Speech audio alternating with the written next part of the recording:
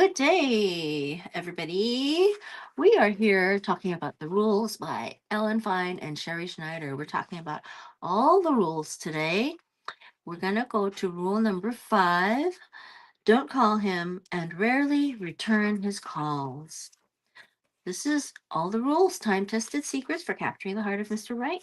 And if you are following the rules religiously, yes, there is no reason to call him. He should be calling you and calling you again and again until he pins you down for a date. To call men is to pursue them, which is totally against the rules. They will immediately know that you like them and possibly lose interest. It's really that big of a job to not call him. Another reason not to call men is so you don't catch them in the middle of something.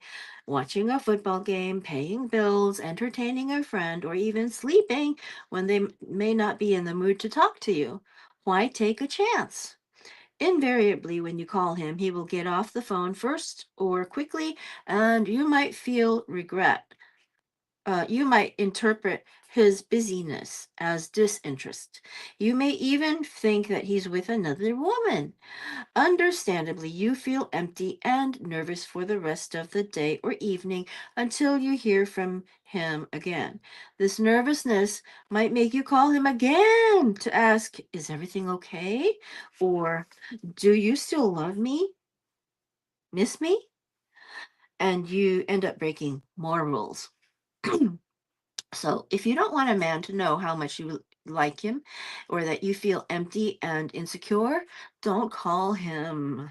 If he leaves a message on your machine to return his call, don't try not to. Try not to.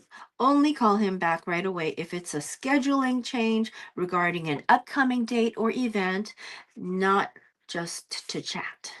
Not calling will leave him wanting you more. Make him want to see you again and call you again.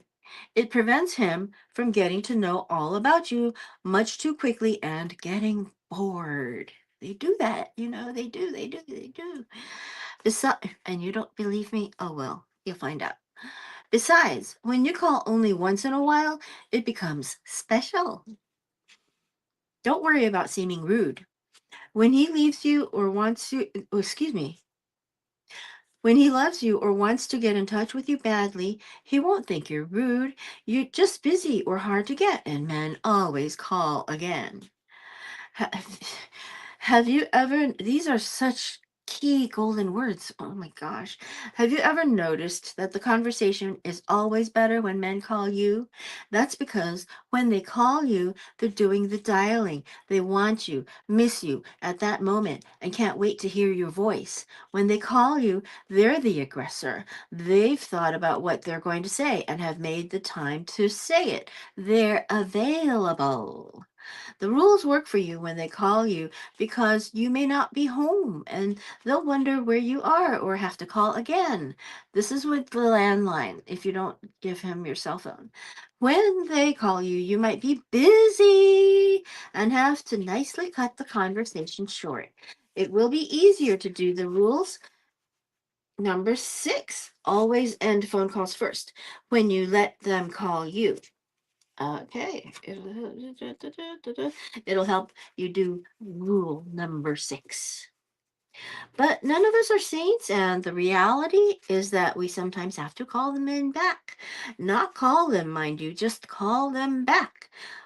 If for whatever reason you have to return a man's calls, try to wait.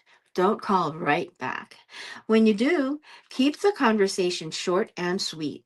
Don't tell him, don't tell his answering machine what time and what nights you can be reached or volunteer any additional information about how he can reach you. Yeah, don't tell his voicemail what time and what nights you can be reached or volunteer any additional information about how he can reach you. That would be making it too easy for him and you will appear too eager.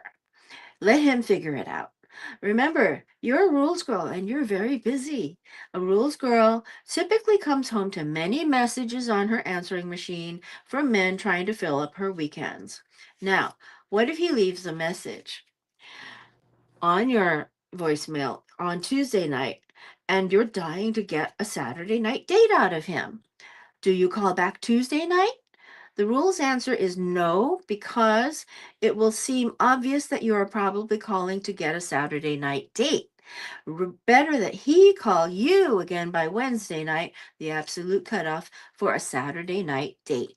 Okay, keep in mind Thursday is for Sunday, okay? Just to let you know so you don't feel too bad. Okay, better not to have a date on Saturday night than to get in the habit of calling him. The rules are not about getting a date, but a husband. Don't win the battle and lose the war. Remember, the rules are also about not getting hurt or dumped. We never want you to go through unnecessary pain. Life has enough pain without our adding man pain to it. We can't control cancer or drunk drivers, but we can restrain ourselves from dialing his number. And if you call him and he doesn't return your call or doesn't ask you that, you'll be crushed. Now, in those days, we dialed numbers. Seriously. Now you can just press it. Don't press it. Sometimes the best thing to do is to change his voicemail to say, don't call him, and then his name. That makes a difference because when you see it, you'll go, okay, don't. Right? Okay, if you call him, he'll think you're not so elusive and he won't have to work so hard. If you call him, he won't get trained to ask you out at the end of each date. He has to learn that if he doesn't ask you out when he sees you, he might not reach you on the phone so soon and not see you for a week or two. It's not that you're impossible to get, you're just hard to get. Remember, you're very busy with activities and other dates, and you make plans ahead of time. But don't reprimand him for not calling sooner by saying, if you had called earlier, dot. Just say, really, I'd love to, but I can't. He'll figure out he has to call sooner. If he's in love with you, he'll start calling Monday or Tuesday or Saturday for Saturday night. If he doesn't love you, then he won't call you again and again, and until he pins you down. Close to the end here. However, don't be surprised if a man takes a week or two after the first date to call. He may have a lot of things going on, or he may be dating other women. He may be trying to fit you into his schedule, but just isn't sure how to do it. Remember, he had a life before he met you. Don't flip out. Just get busy so you don't think about him 24 hours a day. Give him space. Wait for him to call. But here's a good example of how to handle such a situation.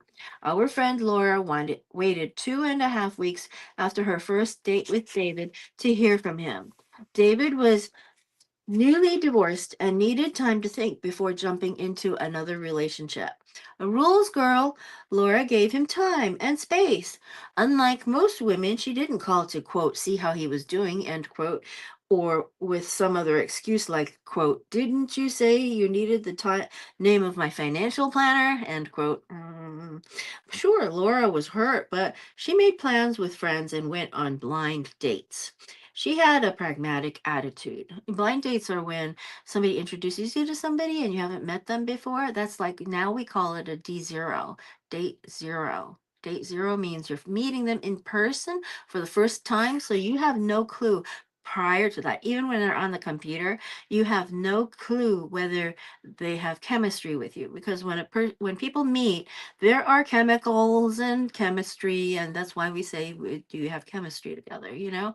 So, like, let's say you have a perfect guy online, but when you meet, you find out he stinks or something. I mean, I don't know what, but like, let's just say you don't like the smell of him at all, you know, or there's something he does with his, teeth, it just, it is a different situation when you meet on a D0.